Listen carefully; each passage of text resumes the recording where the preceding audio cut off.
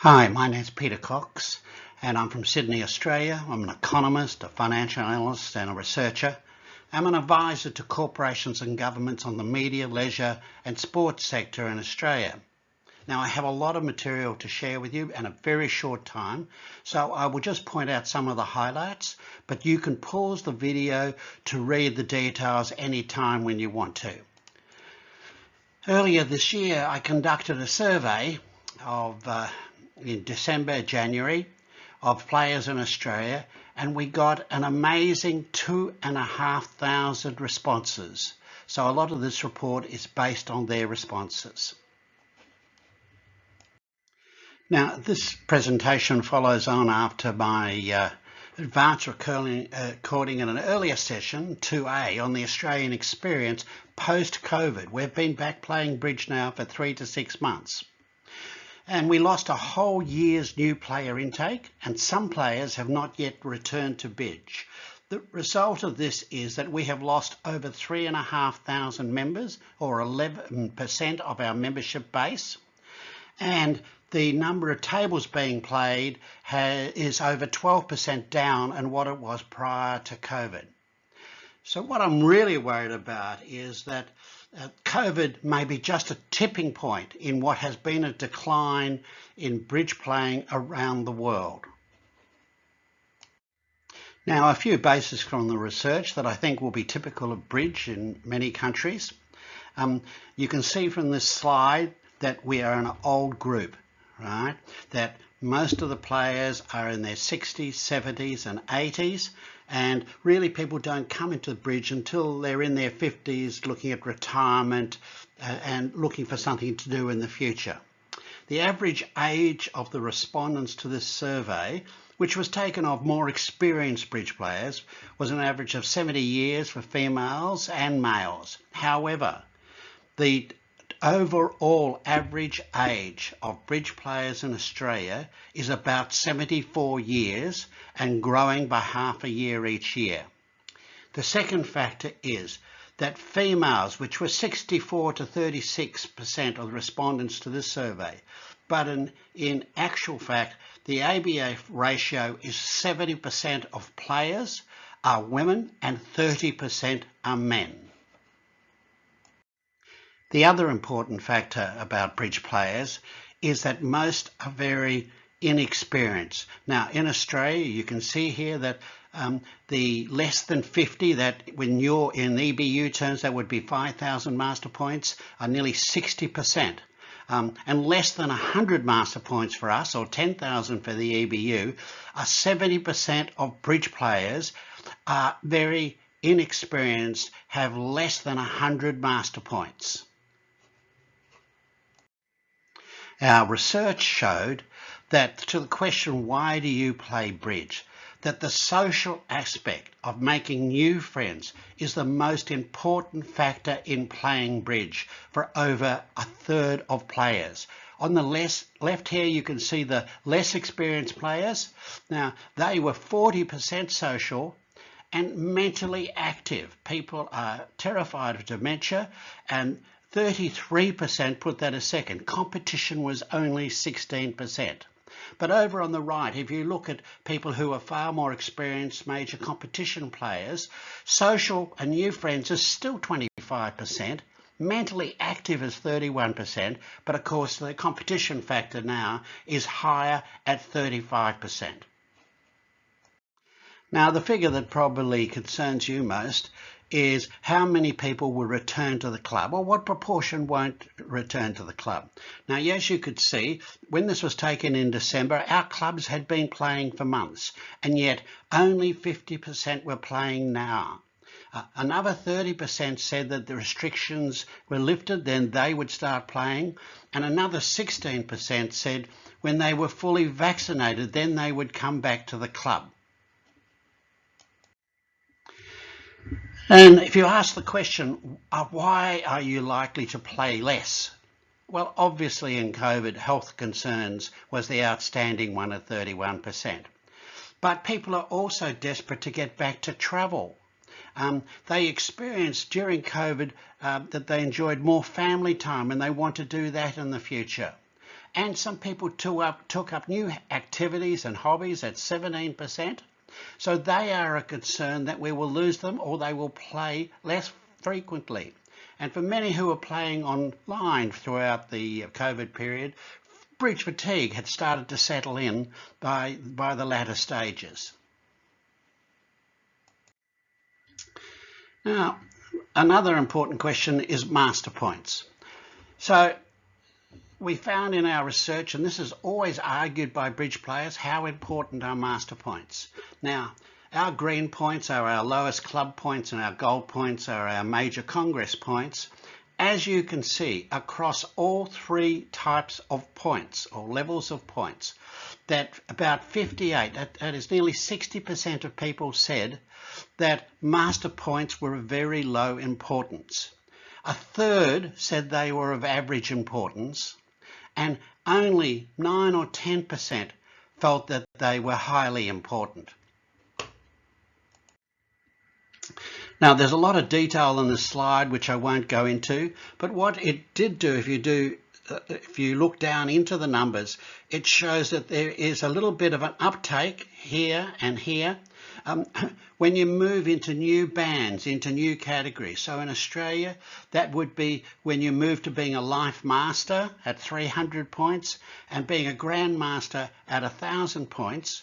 At those points, people play more because they wanted to get that last lot of points. However, once you get over those major levels, it takes a long time to progress to the next lot. So as you can see in these slides, the interest falls. Now, Bridge Online in Australia, look, there's a lot of competition. We got in early with Bridge Base, which was fantastic, and Real Bridges come along later. Step Bridge is established in Australia as well, and a new one called Real Deal, which wasn't of great significance in the period, but there are a number of alternatives. But when the COVID hit, we moved very quickly to establish online bridge with BBO. And you can see it over here, that in the chart, that back in May, where we started with about 12,000 players a month, and then over the period it climbed. Now, we got over 60 clubs to participate in our ABF online games on BBO, and we also had nationwide competitions that we played at the same time. Now, all of this raised over $700,000 by the ABFs to be redistributed in the clubs that participated. The really worrying factor about it is that in total, that only about 30 to 40% of members played online, which meant that over 50% were not playing online or in clubs during COVID, and that is a concern for the future. The Real Bridge platform, which many of you will know in the UK very well, we have experimented in it, particularly in where I play in Sydney, and we have enjoyed it for competitions. The addition of video and audio has certainly helped to reduce, I think, cheating levels. However, it has not caught on widely all over Australia, and there was quite a lot of resistance to it. So a lot of work will be done, need to be done to make Real Bridge a success in Australia. And I suppose the next really big question is, how do you plan to play bridge in the future? Here, only face-to-face, 22%. Mostly face-to-face with some online is the majority at 53%. And then mostly online and some face-to-face is 23%. I think experience is showing us that that's actually a bit high on that figure. That'll be quite a bit lower, and only online is a very small number. One of the other things we did in the research was we got comments. We got over 200 comments back, and I used a Net Promoter Score to be able to value those comments. And one of the things that happened is that the clubs, for example, and in the red, you can see in the first line that detractors about clubs were a very significant percentage at 23, passive at 12, and only 16 were positive. Where if you take BBO, for example, it was much more positive at 34.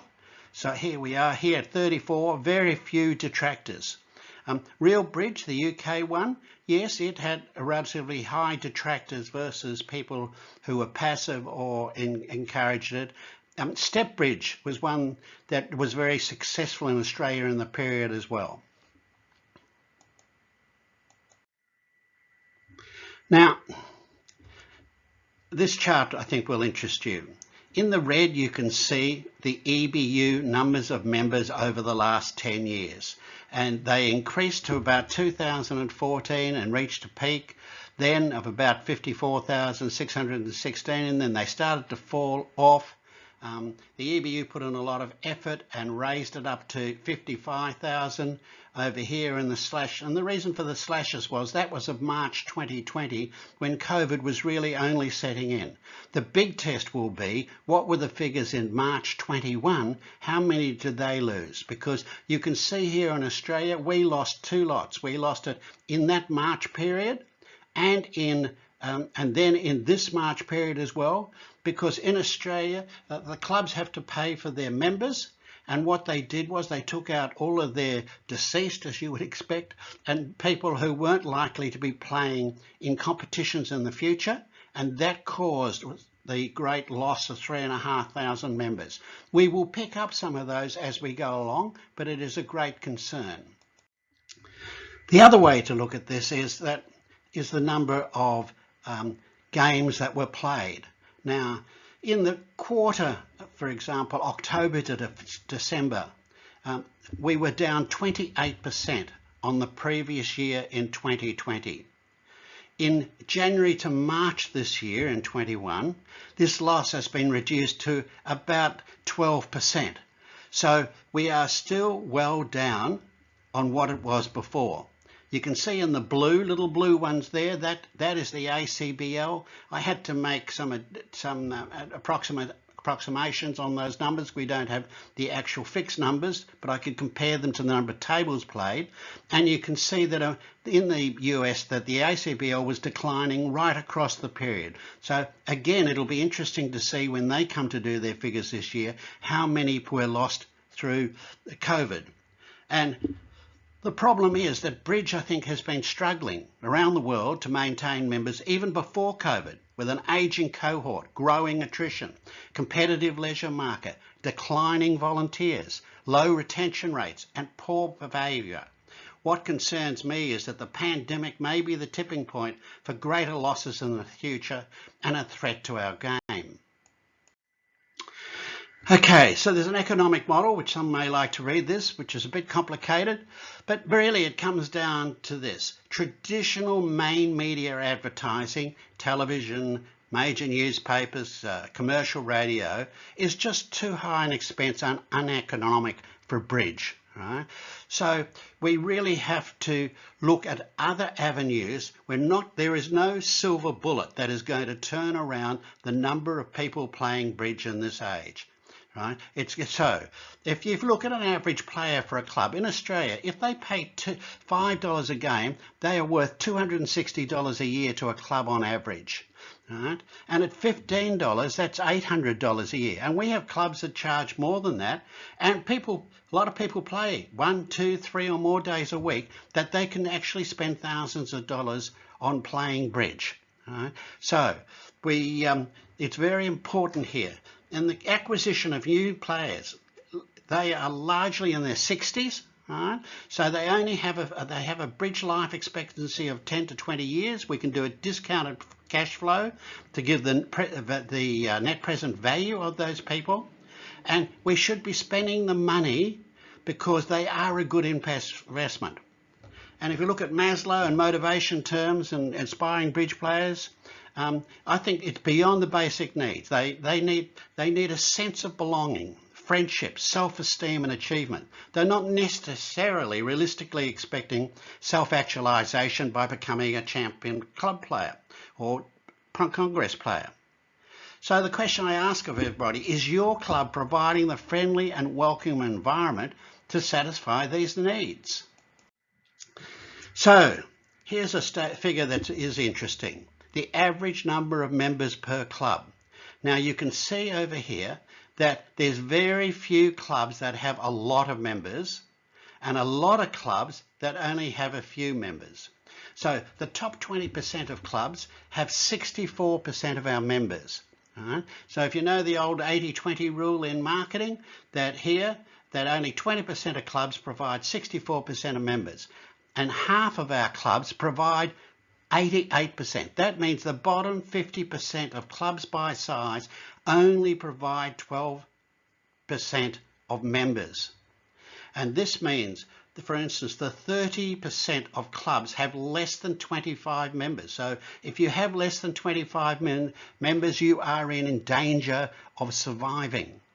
So the big question is, bridge clubs, yes, they're often, they're like any other sporting organisation or social organisation. They're often fiefdoms with competition for administrative and management power, and they do not want outside interference. So I think both the EBU, the ACBL and the ABF in Australia, we offer great assistance to our clubs, but it is very hard to get them to voluntarily do that. I run workshops on Zoom in clubs for free, and it's hard to get them to accept it.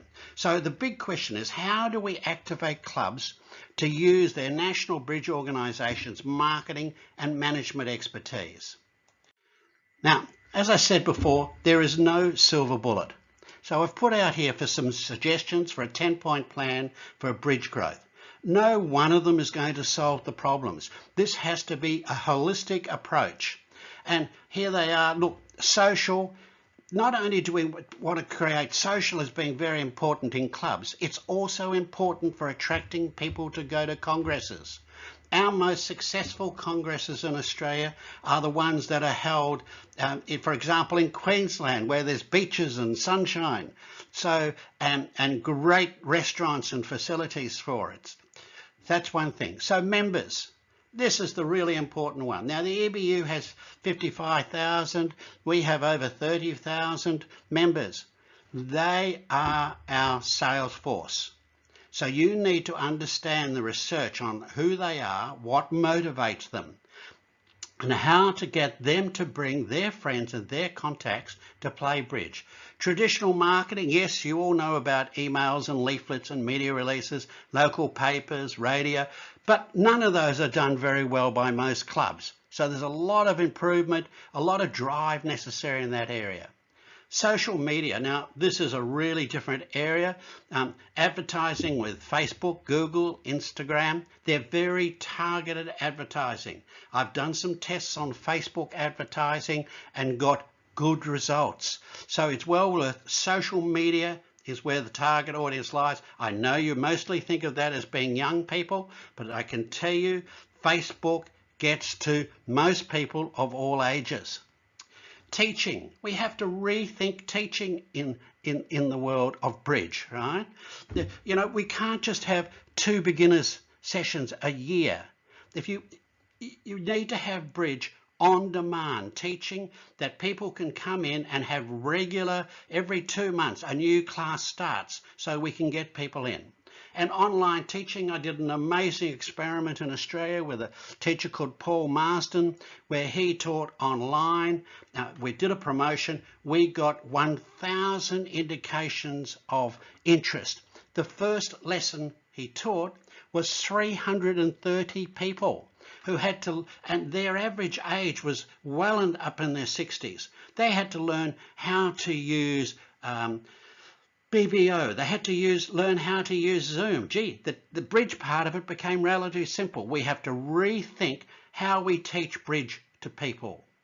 Retention, the buddy system, to remain, the retention rate is only about 30% of people who begin beginners lessons who end up being members. That is far too low. We need to raise that. I have a buddy system that I think is a good element to improve that. Incentives. Look, most of the organisations we do in Australia, I know the ACBL, offer grants and advertising subsidies to encourage local advertising by clubs. We're giving them the money away, and it's hard for them to actually subscribe and want to be part of it. Online. Now, we saw with online that it got to a big peak and then it fell off over the last 6 months of people have come back to playing, so our online numbers are much, much lower now. However, I think online has proved its worth. We don't know what pandemics will come along in the future, but also it's a way of holding national competitions. So I think we ought to encourage online to be part of both clubs, right? And you can see that in our logo down the bottom of the page here for the ABF. It's in club and online, right? Then congresses, yes, congresses. It's really important to make congresses attractive, social aspects to them, the restaurants, the accommodation, where they go to build up our congresses again, because again, the research shows that congresses will be lower, particularly the big national ones where people have to travel, get airlines and accommodation. Finally, workshops, marketing and management available for free. Yes, if we could drive clubs, to energize clubs, to take advantage of that and learn from experts in each of the countries of how to better market their club, I think that would be very important. So that's the main elements that I see. You can go back and look at that session 2A for the post-COVID experience to get more details on what happened in Australia. And if you would like to see the research they undertook, it was 30 questions for 2,500 people. There's a lot of information there. And here are my contact addresses down below and my email address. Thank you very much for giving me the time. And I hope you've been enjoying this conference for the last week.